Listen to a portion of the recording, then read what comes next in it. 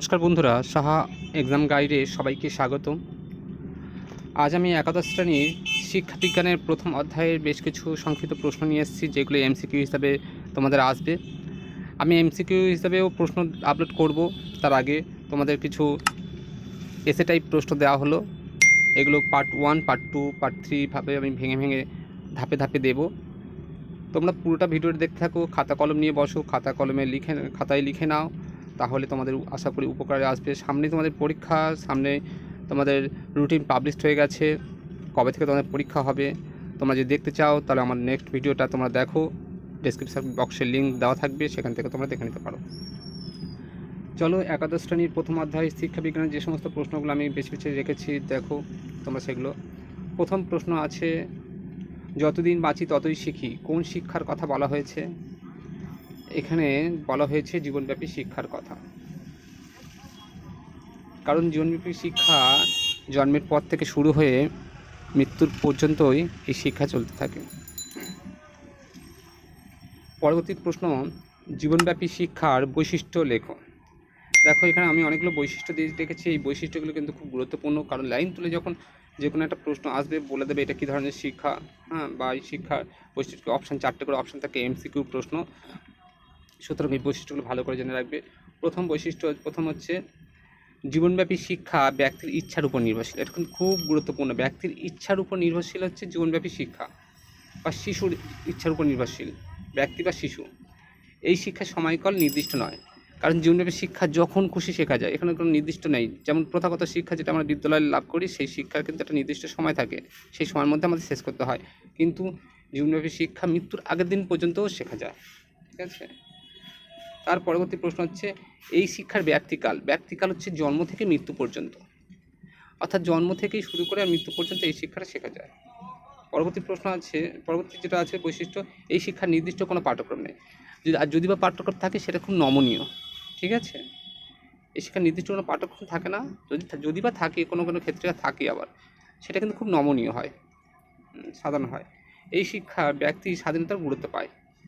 শিক্ষার্থীর ব্যক্তি স্বাধীনতার উপর গুরুত্ব দেওয়া হয়, এটা কিন্তু খুব গুরুত্বপূর্ণ। এটা কিন্তু এই জীবনব্যাপী শিক্ষা হচ্ছে ব্যক্তির স্বাধীনতার উপর গুরুত্ব পায়, ব্যক্তির কোনটা যেটা পছন্দ হয় সেই বিষয়টা নির্ধারণ করতে পারে, যেটা কোনো প্রথাগত শিক্ষা বা সংকীর্ণত শিক্ষা সেটা আমরা পাই না। এবারে দেখো, সংকীর্ণত শিক্ষা কী ধরনের প্রক্রিয়া? খাতায় লিখে রাখো, খুব গুরুত্বপূর্ণ। এটা হচ্ছে একমুখী প্রক্রিয়া। সংকীর্ণত শিক্ষায় শিক্ষার্থীর ভূমিকা কী? শিক্ষার্থীর ভূমিকা হচ্ছে নিষ্ক্রিয় শ্রোতা। শিক্ষার্থী একমাত্র নিষ্ক্রিয় শ্রোতা, কারণ এখানে হচ্ছে দাতা আর গ্রহীতার সম্পর্ক রয়েছে। শিক্ষক হচ্ছে প্রধান। সংক্রান্ত শিক্ষক হচ্ছে যা দান করবে সেটাই কিন্তু শিক্ষার্থীরা গ্রহণ করবে। ঠিক আছে। তাই শিক্ষক এখানে দাতা আর শিক্ষার্থী এখানে গ্রহীতা। বিদ্যালয়ের 4 দেওয়ালের মধ্যে কী ধরনের শিক্ষা দান করা হয়? উত্তরটা হবে সংকীর্ণার্থী শিক্ষা দান করা হয়। পরবর্তী প্রশ্ন, সংকীর্ণার্থী শিক্ষা কার উপর গুরুত্ব দেওয়া হয়? এটা কিন্তু খুব গুরুত্বপূর্ণ। স্মৃতির উপর গুরুত্ব দেওয়া হয়। সংকীর্ণার্থী শিক্ষায় স্মৃতির উপর গুরুত্ব দেওয়া হয়। সংকীর্ণার্থী শিক্ষার বৈশিষ্ট্য। এবার দেখো, সংকীর্ণার্থী শিক্ষার কিছু বৈশিষ্ট্য। 1 নম্বর হচ্ছে, সংকীর্ণার্থী শিক্ষা হচ্ছে জ্ঞান বৃদ্ধি করে। 2 নম্বর, ডিগ্রি লাভে সাহায্য করে। আমরা স্কুলে যে প্রথাগত শিক্ষা লাভ করি, সেখানে কিন্তু আমরা ডিগ্রি অর্জন করি। তারপরে দেখো, শিক্ষক শিক্ষার্থীর মধ্যে দাতা গ্রহীতার সম্পর্ক দেখা যায়। পরবর্তী যেটা আছে সেটা হচ্ছে, এই শিক্ষা অপরিবর্তনীয় এবং গতিহীন।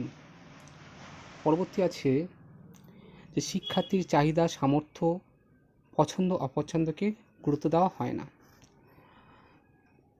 এবারে পরবর্তী যে প্রশ্নটা রয়েছে, ব্যাপক অর্থে শিক্ষার কী ধরনের শিক্ষা? এটি কী ধরনের শিক্ষা? উত্তরটা হবে, ব্যাপক অর্থে শিক্ষা হচ্ছে বহুমুখী প্রক্রিয়া। কী ধরনের প্রক্রিয়া? বহুমুখী প্রক্রিয়া। লিখে রাখো, প্রত্যেকে কিন্তু লিখে রাখবে, প্রত্যেকে কিন্তু খাতায় লিখে নাও। পার্ট 2, পার্ট 3 পরপর ধাপে ধাপে আমি এমনই প্রশ্ন দেবো, তারপরে এমসিকিউ তোমাদের পরীক্ষার জন্য পুরো তৈরি করে দেবো। তোমরা সঙ্গে থাকো, চ্যানেলের সঙ্গে থাকো, এবং যদি নতুন হয়ে থাকো চ্যানেলটি সাবস্ক্রাইব করে পাশে থাকা বেল আইকনটি প্রেস করে অল বাটনটি অন করে রাখো, তাহলে পরবর্তী ভিডিওর নোটিফিকেশান পেয়ে যাবে। এবং বারবার ফলো করো। আমি কিন্তু প্রায় সময় কিন্তু নোট দিতে থাকছি, ইতিহাস, বাংলা, এডুকেশান এখন দেওয়া হচ্ছে। চলো পরবর্তী, ব্যাপক শিক্ষার বৈশিষ্ট্য। ব্যাপক শিক্ষার বৈশিষ্ট্যগুলো কি দেখে নেওয়া যাক। প্রথম যে বৈশিষ্ট্য রয়েছে, ব্যাপক অর্থে শিক্ষা হচ্ছে জীবনব্যাপী প্রক্রিয়া, কারণ এটা আমরা আগেও পড়েছি, এটা হচ্ছে জীবনব্যাপী, মৃত্যুর আগে পর্যন্ত শেষ হয়। এই শিক্ষা শিক্ষার্থী কেন্দ্রিক শিক্ষা। ব্যাপক অর্থে শিক্ষাটা হচ্ছে শিক্ষার্থী কেন্দ্রিক শিক্ষা। এখানে কিন্তু শিক্ষার্থী কেন্দ্রবিন্দুতে রয়েছে। পরবর্তী যেটা প্রশ্ন আছে, এই পরবর্তী যেটা আছে সেটা হচ্ছে এই শিক্ষা শিক্ষার্থীর বাস্তব জীবনের সঙ্গে সম্পর্কিত। তারপরে আছে এই শিক্ষা শিক্ষার্থীকে পরিবর্তনশীল পরিবেশের সঙ্গে অভিযোজন করতে সাহায্য করে। তাহলে এই চারটে। এবার হচ্ছে পরবর্তী যে প্রশ্নটা রয়েছে, কোন ধরনের শিক্ষা 3R সঙ্গে সম্পর্কিত? উত্তরটা হবে সংকীর্ণ অর্থের শিক্ষা। তারপরে আছে কোন ধরনের শিক্ষা 7R এর সঙ্গে সম্পর্কিত? উত্তরটা হবে ব্যাপক অর্থের শিক্ষা। পরবর্তী প্রশ্ন আছে, আত্মোপলব্ধির জন্য যে শিক্ষা তাকে কি বলা হয়? আত্মোপলব্ধির শিক্ষাকে বলা হয় পরাবিদ্যা। পার্থিব অন্যান্য বিষয়ের শিক্ষাকে কি বলা হয়? পার্থিব অন্যান্য বিষয়ের শিক্ষাকে বলা হয় অপরাবিদ্যা। পরবর্তী যে প্রশ্ন রয়েছে, পরাবিদ্যাকে কোন স্তরের শিক্ষা বলে বিবেচিত করা হয়? উত্তরটা হবে উচ্চ স্তরের শিক্ষা। উচ্চ স্তরের শিক্ষা। পরবর্তী প্রশ্ন দেখো, অপরাবিদ্যায় কী ধরনের শিক্ষাদান করা হয়ে থাকে বা করা হয়? উত্তর হচ্ছে ব্রহ্মচর্য, নৈতিক শিক্ষার পাশাপাশি সাহিত্য, ব্যাকরণ, কলা বিদ্যা, চিকিৎসা, জ্যোতির্বিদ্যা ইত্যাদি শিক্ষাদান করা হয়ে থাকে অপরাবিদ্যায়। প্রাচীন যুগের কয়েকটি শিক্ষা প্রতিষ্ঠানের নাম লেখো। উত্তরটা হয়ে যাবে নালন্দা, তক্ষশিলা, বিক্রমশিলা। তারপরে আছে কার সময় থেকে আধুনিক যুগের সূচনা হয়? উত্তরটা হবে রুশোর সময় থেকে। পরবর্তী প্রশ্ন আছে, শিশুকেন্দ্রিক শিক্ষার জনক কাকে বলা হয়? উত্তরটা হবে রুশোকে। আদিম যুগে শিক্ষার লক্ষ্য কী ছিল? উত্তরটা হবে খাদ্য সংগ্রহ, নিরাপত্তার কৌশল আয়ত্ত করা। পরবর্তী প্রশ্ন 20 দাগের, প্রাচীন যুগে শিক্ষার লক্ষ্য কী ছিল? প্রাচীন যুগের শিক্ষার লক্ষ্য ছিল আত্মোপলব্ধি ও পার্থিব সমস্ত দুঃখ শোক তাপ থেকে মুক্তি পাওয়া।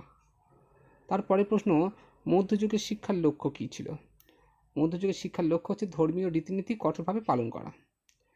পরবর্তী প্রশ্ন আছে, আধুনিক শিক্ষার লক্ষ্য কী? আধুনিক শিক্ষার লক্ষ্য হচ্ছে ব্যক্তি, সমাজ ও জাতির বিকাশ সাধন করা। পরবর্তী প্রশ্ন হচ্ছে, শিক্ষায় বিকাশ এবং বিকাশী শিক্ষা এটি কার মত বা মতটি কার? উত্তর হবে জন ডিউই। পরবর্তী প্রশ্ন আছে, শিক্ষা প্রক্রিয়ার একটি অবিচ্ছেদ্য অংশের নাম লেখো। উত্তরটা হয়ে যাবে অবিচ্ছেদ্য অংশ হচ্ছে শিক্ষার লক্ষ্য। শিক্ষা প্রক্রিয়ার একটি অবিচ্ছেদ্য অংশ হলো শিক্ষার লক্ষ্য। পরবর্তী প্রশ্ন আছে, কোন মনোবিদ শিশুর নৈতিক মূল্যবোধ এবং চরিত্র গঠনের উপর বিশেষ গুরুত্ব দিয়েছেন? মনোবিদ বা শিক্ষাবিদ হারবার্ট। পরবর্তী প্রশ্ন আছে 26 নম্বর, কোন শিক্ষাবিদ শিক্ষার আধ্যাত্মিক লক্ষ্যের উপর গুরুত্ব দিয়েছেন? উত্তরটা হবে রবীন্দ্রনাথ ঠাকুর, স্বামী বিবেকানন্দ এবং শ্রী অরবিন্দ ঘোষ। শিক্ষার লক্ষ্যে কয়টি ধারাও কী কী?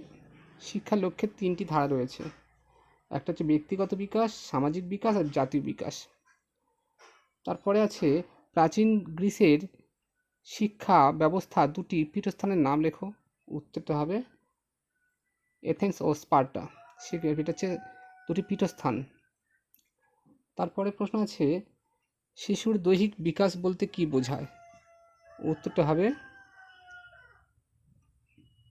দেহের বিভিন্ন অঙ্গ প্রত্যঙ্গ, পেশি, অস্থি ইত্যাদির বিকাশ। পরবর্তী প্রশ্ন, লাস্ট প্রশ্ন যেটা আছে সেটা হচ্ছে, শিশুর মানসিক বিকাশ বলতে কি বোঝায়? পরবর্তী উত্তর হবে এর উত্তর হবে বুদ্ধি, চিন্তা, কল্পনা, আগ্রহ, মনোযোগ ইত্যাদির বিকাশ। এই ছিল মোট 30টা প্রশ্ন। পার্ট 2-এ কিন্তু 30-এর পর থেকেই প্রশ্ন থাকবে, 31 নম্বর থেকে প্রশ্ন থাকবে প্রথম অধ্যায়ের। পার্ট 2 আমি নিয়ে আসবো খুব তাড়াতাড়ি, 2-1 দিনের মধ্যেই আমি ফের পার্ট 2টা তোমাদের দিয়ে দেবো। সঙ্গে থাকো, ভালো থাকো এবং অবশ্যই নতুন হয়ে থাকলে চ্যানেলটি সাবস্ক্রাইব করে নাও। এবং রুটিন তোমাদের কিন্তু প্রকাশিত হয়ে গেছে। তোমরা যদি রুটিন দেখতে চাও আমার ডেসক্রিপশান বক্সে লিঙ্ক রয়েছে, সেখান থেকে দেখে নাও তোমাদের কবে থেকে তোমাদের পরীক্ষা শুরু হচ্ছে, ফার্স্ট সেমিস্টার 2024। আর নতুন হয়ে থাকলে অবশ্যই চ্যানেলটি সাবস্ক্রাইব করে পাশে থাকা বেল আইকনটি প্রেস করে দাও, তাহলে পরবর্তী ভিডিওর নোটিফিকেশান তোমরা পেয়ে যাবে।